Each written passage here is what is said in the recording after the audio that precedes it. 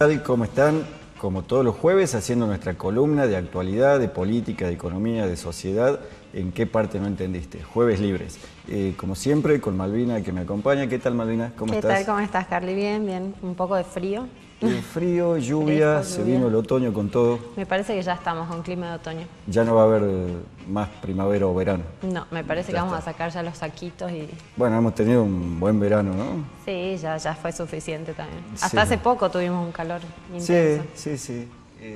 Bueno, esta mañana tuvimos una muy buena actividad de formación y capacitación de líderes comunitarios, ¿no? Estuvo interesante. Muy interesante, mucha gente, ¿no? Me sorprendió, bueno, la cantidad de gente participando y con mucho entusiasmo justamente para seguir realizando las actividades que ya vienen haciendo cada uno en su comunidad. Sí, en el próximo programa le vamos a estar comentando bien a fondo de qué se trata esto de la formación de líderes comunitarios que hemos empezado a hacer desde la Coordinación de Políticas Regionales del Ministerio de Gobierno y desde el Instituto ISEPSI. Pero antes vamos a introducirnos en tema. El sábado, un gran recital en Olavarría. Dicen que el recital más grande de la historia de la música argentina y uno de los más grandes del mundo, el Indio Solari en Olavarría. Un escándalo. Un escándalo, ¿no? Bueno, un recital que ha tenido toda su repercusión y bueno, vos has tenido la oportunidad de estar ahí, que nos vas a poder contar un poco mejor cómo lo has vivido, pero bueno, ciertamente uno se fue enterando de cómo ha sido ese recital por los medios de comunicación, ¿no? A las 4 de la mañana, 5, ya teníamos los medios de comunicación dando algunas informaciones que después no han sido del todo ciertas, ¿no? Que han cambiado con el Sí, antes, vos sabés que a las 1:20 más o menos empezaron a tuitear algunos medios y a publicar en sus versiones digitales algunas noticias. Es bueno poder analizar el rol de los medios en el caso del recital del Indio Solari. Yo llegué a Olavarría, una ciudad al sur de Buenos Aires, más o menos a las 3 de la tarde, 4 de la tarde, y me fui de Olavarría a las 2 de la mañana, 3 de la mañana. Una tranquilidad absoluta. No se veía nada de caos como se decía, digamos. No había caos, no había gente saqueando nada, no había jóvenes acuchillándose por todos lados, no había jóvenes drogándose y matándose. Había mucha gente, más de 300.000 personas, viviendo un festival en paz, un festival en absoluta cordialidad y solidaridad, como suelen ser todos los recitales del Indio Solari o antes los recitales de los Redonditos de Ricota. Termina el festival, yo fui con familiares y amigos, nos vamos, la salida sí fue caótica, la salida del predio donde fue el festival. No había señal de celular, caminamos unas cuadras y me empiezan a llegar un montón de mensajes de WhatsApp de amigos, de vecinos que me preguntaban si estaba vivo. Claro, sí, había sobrevivido. Sí, había sobrevivido. Yo no entendía absolutamente nada porque habíamos vivido un festival en paz. Entonces inmediatamente, ¿qué hago? Contesto, sí, estamos bien, porque claro. Está bien. ¿Qué pasó, digamos? ¿Qué pasó? No me enteré. Y leo y empiezo a chequear los portales de noticias nacionales. Y uno decía 7 muertos, Infobae. Claro, yo me acuerdo que fue también ahí que, bueno, obviamente nosotros también ahí buscando a los amigos que sabíamos que habían ido, porque hablaban ya de 7 muertos y que podían haber más, ¿no? A partir de una avalancha. No, 7 muertos fue Telam, la agencia oficial de noticias. Telam, sí. Agencia oficial de noticias que dice, bueno, hubo 7 muertos por una avalancha en el recital del Indio Solari. Infobae toma esa noticia, todo esto alrededor de la 1:20 de la mañana. Infobae toma la noticia y le suma 3 muertos, 10 muertos. Entonces yo iba viendo los tweets de los distintos medios y llegaban hasta 20 muertos. Claro. Y yo había estado ahí. Y no viste nada. No vi nada. Entonces rarísimo. decía, y la gente, los vecinos de Olavarría, que ya estaban viendo los medios, salían a la puerta y cuando uno pasaba te miraban así como diciendo, un sobreviviente. Claro. Llegamos al hotel donde parábamos alrededor de las 4 de la mañana, claro, y te miraban así con los ojos asombrados como diciendo, sobreviviste. Claro, eras un héroe ya. Claro, pero resulta que mientras íbamos leyendo los medios nos agarró una tristeza tremenda. Vos imaginate 7, 10 o 20 muertos o 2 muertos. Nos agarró mucha tristeza, pero empezamos a creer el relato de los medios. Dijimos, bueno, menos mal que no estuvimos donde fue la avalancha. Claro, porque a todo esto, por lo menos, bueno, lo que uno esperaba, ¿no? A partir de ir leyendo esto, es que hubieran mucho más muertos, porque decís, bueno, con esta cantidad de gente, ya estamos hablando de 7 después de 20, bueno, ¿cuántos más son claro. lo que han muerto?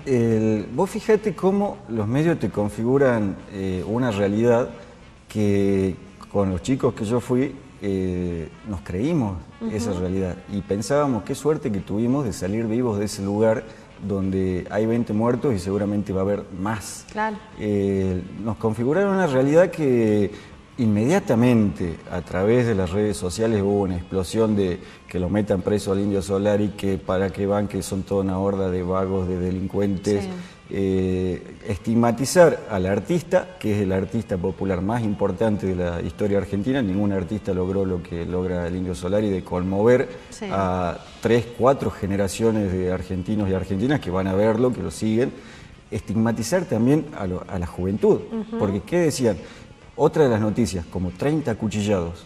Claro. Y los saqueos, ¿no? Y los saqueos. Los saqueos que también, haciendo hincapié, por supuesto, en la juventud, ¿no? Como vos decís, la estigmatización de que los jóvenes son el problema, ¿no? Y los sí. jóvenes son problemas. Son problemas. Son problemas, roban, se drogan, bueno, sí. todo lo malo. Y toda una catarata de odio en contra del artista, en contra del público que fue a ese recital.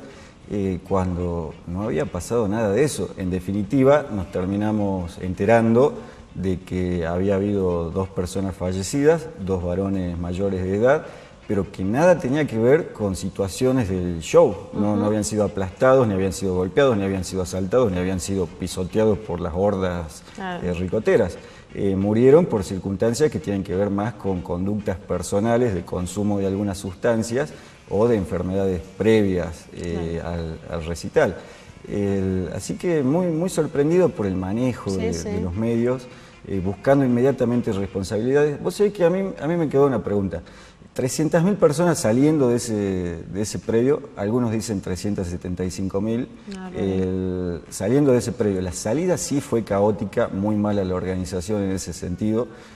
No sé si es responsable Solari o es responsable el empresario que organizó el show o el intendente o quien sea, pero tienen que pagar culpas por haber hecho salir a tanta gente por callejones angostos, todos apretujados. Ahí yo no vi ningún desmayado, pero algunos amigos me contaron que se desmayó gente en la salida.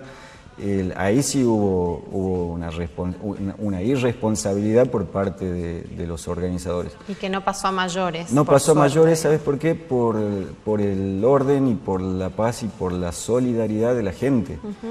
Cuando estábamos saliendo, y salíamos todos apretujados y entrábamos a callejuelas así cada vez más angostas, y venían mamás con niños y todos decían mamá con niño, y abrían todos paso y pasaba la mamá con niño.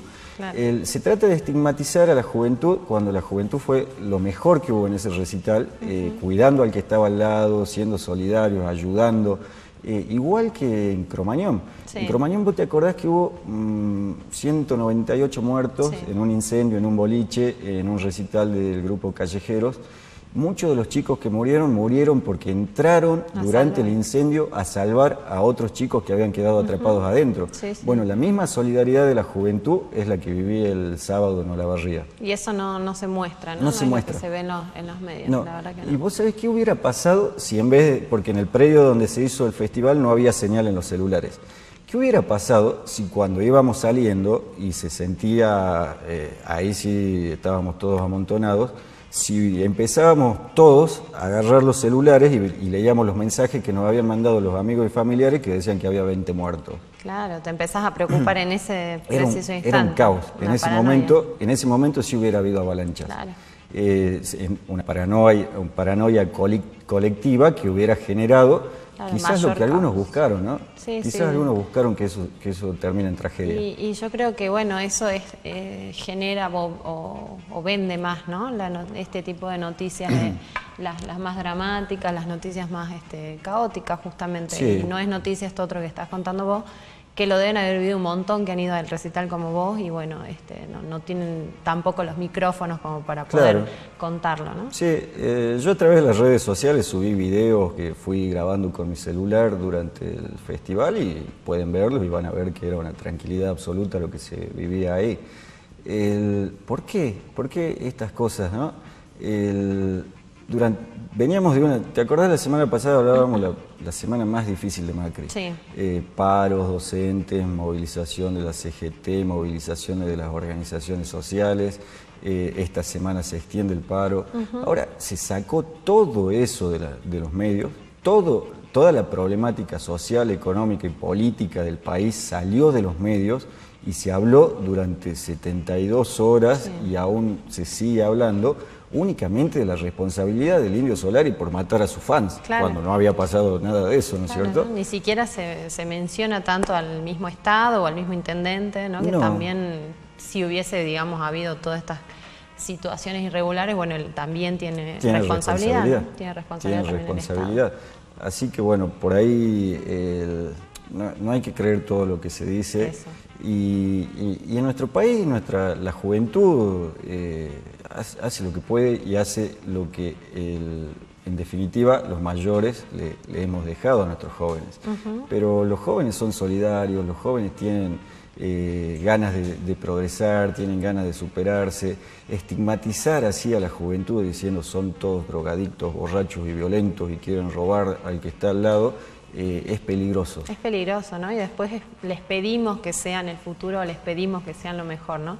Sin ir más lejos, hoy también en este taller de líderes habían muchos jóvenes, muchas chicas también, que bueno, ha sido muy interesante su participación y ahí vemos que tienen también intenciones de cambio, intenciones de transformar y bueno, está bueno también poner esto en los medios, ¿no? Sí, y de comprometerse y de trabajar.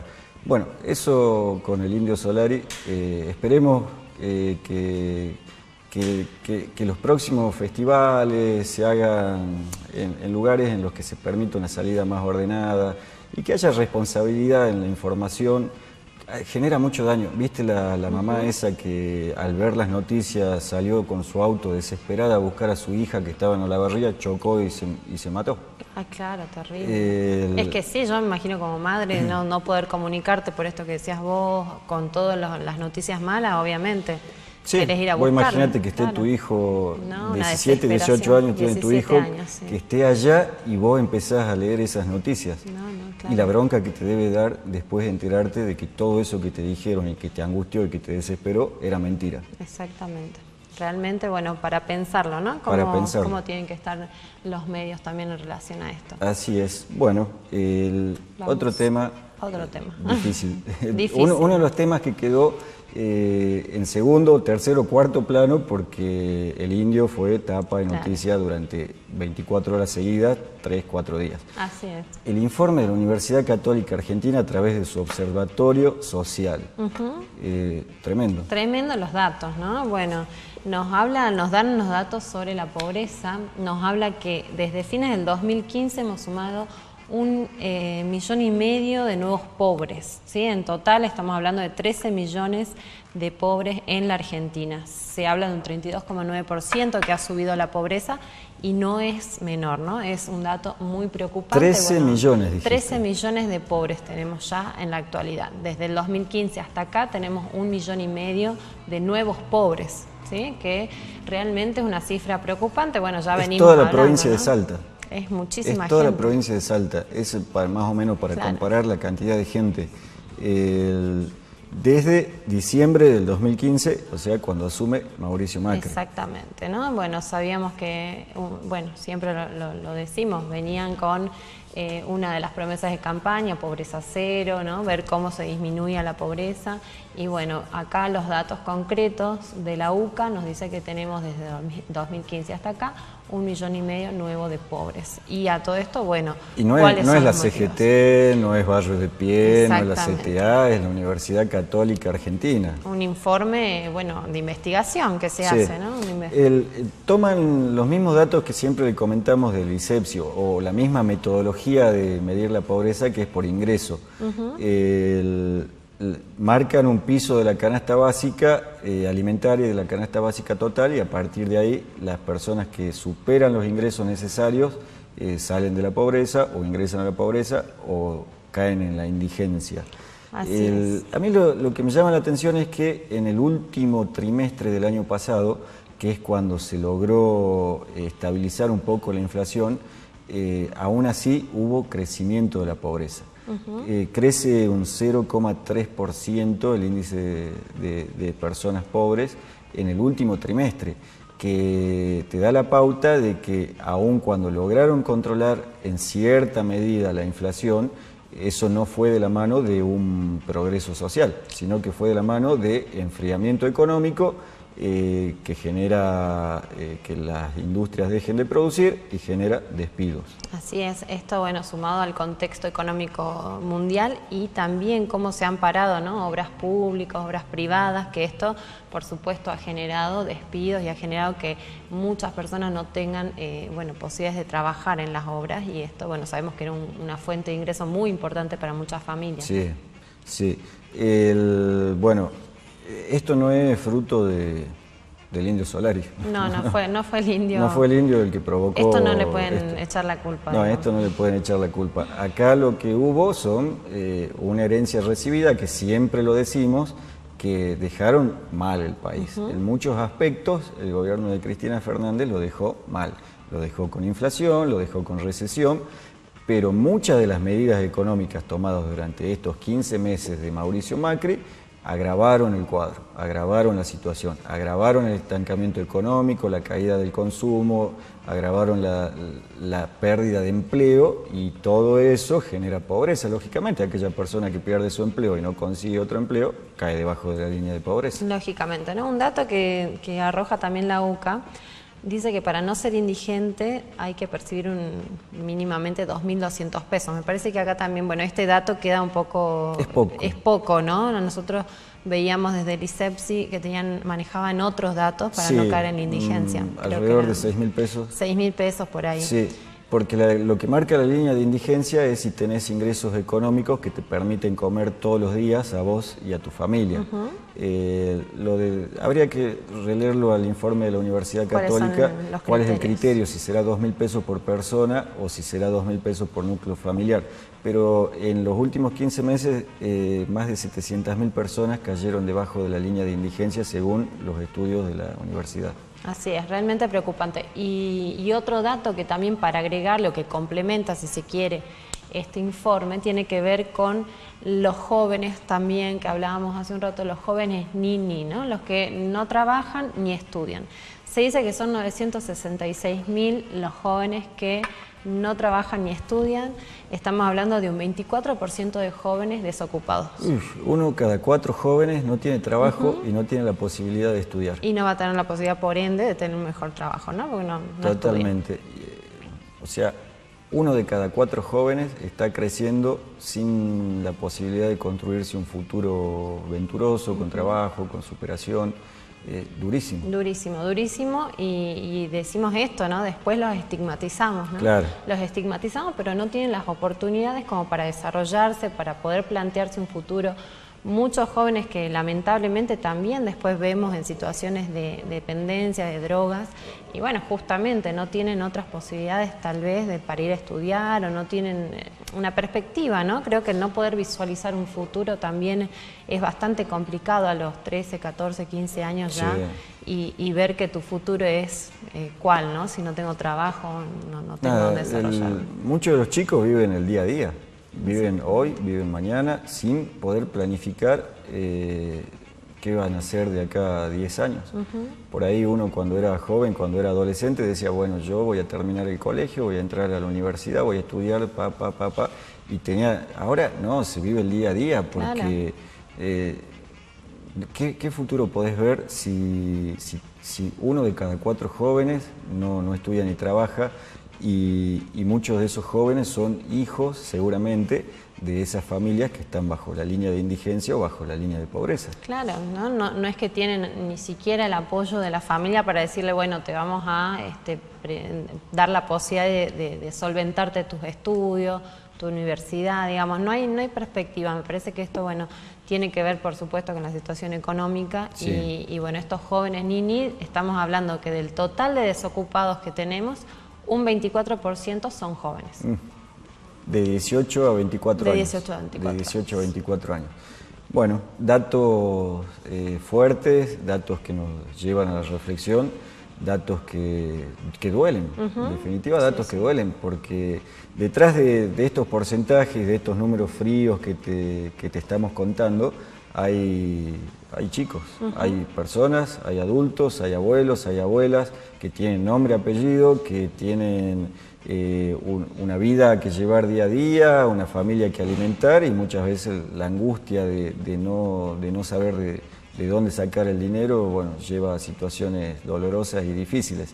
Sobre eso hay que trabajar muchísimo. Hay que trabajar mucho, ¿no? Mucho sobre los jóvenes y bueno, sobre los niños y niñas que también están en una situación complicada. Bueno, y pedirle al gobierno nacional que ya basta de prueba y error, basta de intentar y decir, bueno, nos equivocamos, volvemos para atrás. Cada vez creo que eso es menos inconsciente y más consciente porque quieren llevar el país para un lado determinado. Sí, y que cumplan con las promesas que hacen, ¿no? Porque han hecho promesas también, han llegado a acuerdos, por ejemplo, con la ley de emergencia social y bueno, parece que prometen pero no quieren cumplir. No tienen tanta palabra. No tienen mucha palabra, así que bueno, esperemos que esto también mejore con el tiempo. Sí, reflexión, por favor.